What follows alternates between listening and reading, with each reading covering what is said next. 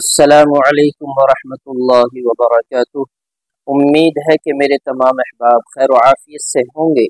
میرے عزیزوں، پیارے بھائی بزرگوں، علامہ ابن سیرین رحمۃ اللہ علیہ نے فرمایا کہ اگر کوئی بندہ خواب میں خرید و فروخت کرتا ہے، لین دین کرتا ہے، بزنس کرتا ہے، تجارت کرتا ہے، تو یہ اس شخص کے لیے اچھی بات ہے، کیونکہ خرید و فروخت لین دین درہم و دینار اور پیسوں سے ہوتی ہے، ڈالروں سے ہوتی ہے، ریال سے ہوتی ہے، اور یہ اس کے لیے بڑی اچھی اور خیر اور منفعت کی دلیل ہے۔